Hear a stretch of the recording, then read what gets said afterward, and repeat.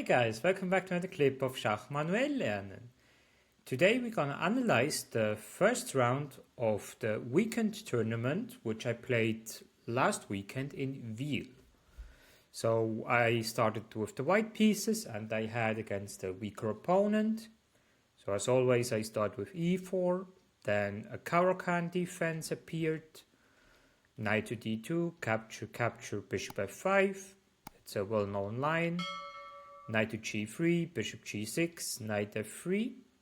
And now black played a bit weird move, h6. h6 is a bit weird because you should continue your development with something like knight to d7 and then h4, and then you're just in the theory line. But after h6 there's quite a strong move, and I also thought about that because it looked for me a bit weird, and I found it was knight to e5. The idea is if black just continue normal with development, we can capture, and then suddenly he has some damaged pawn structure. And this is already really terrible because we can play queen d3, attack this pawn here, and everything will collapse. So more or less the only move that works here for black is queen to d6 in order to capture. Then queen would capture, bishop d3, queen d6. It's not good for black, but at least it's better than all the other moves. So black said, okay, I will save my bishop. But now we have the problem, the bishop here is quite weak. That's one point. And the other point is this knight is really active. So we need to play with pressure here. And that's why I played queen to h5. Attacks the f7 pawn and threatens a checkmate. If the bishop would come back, we can just capture, capture, capture, and then it's, a disaster, pawn lost, and the king is already really weak.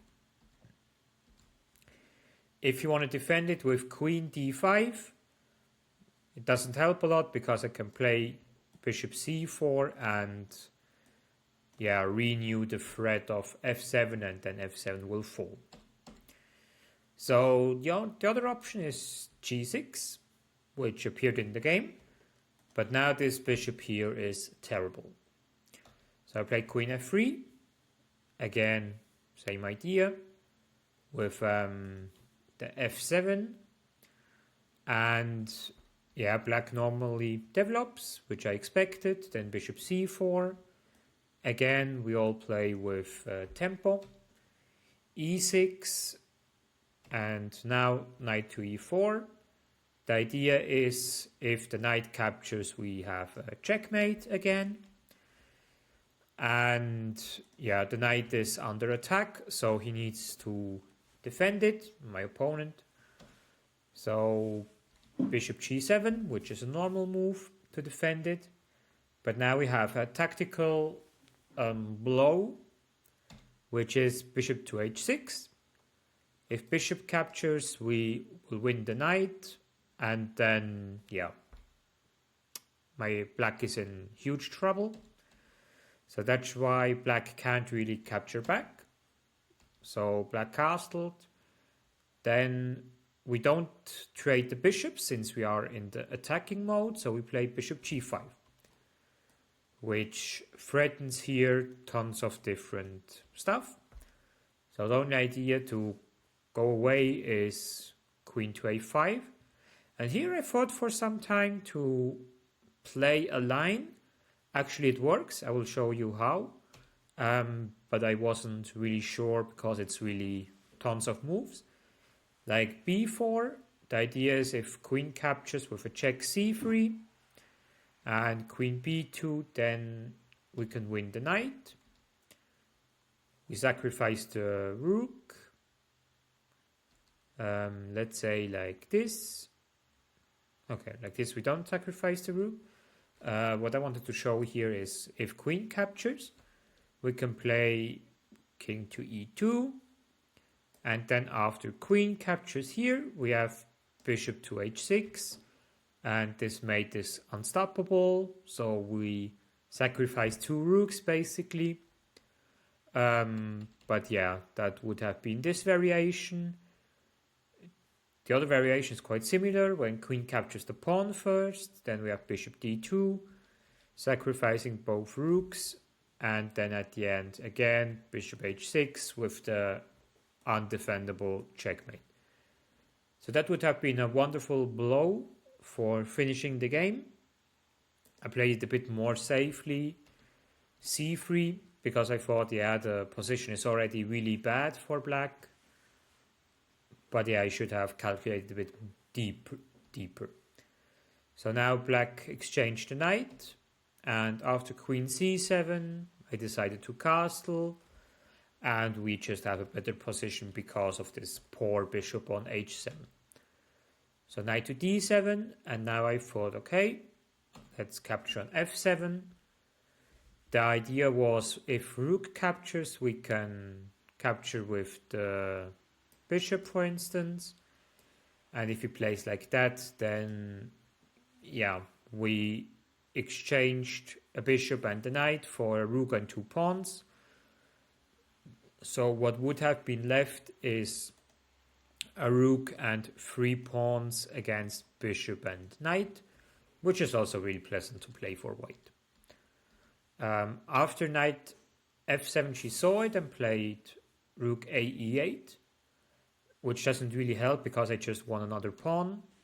Then I gave a check here, king h8, activating the last piece with rook e1, knight to f6, capture, bishop g4, queen e2, g5, and now let's trade some pieces.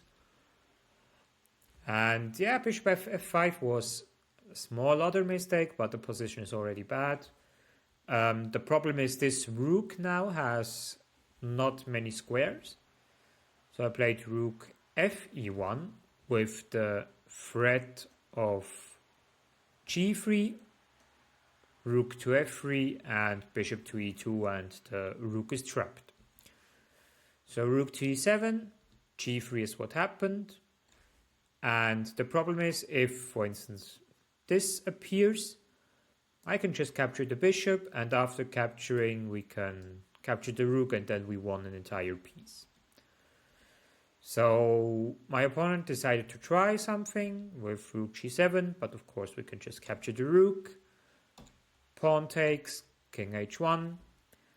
And now, yeah, we just have to calculate something like this, f3. But there's not much to worry about because we have the defensive move of bishop f1. And after bishop h3, we even have a rook check on h5, which, yeah, wins the game. And also at this moment, my opponent resigned.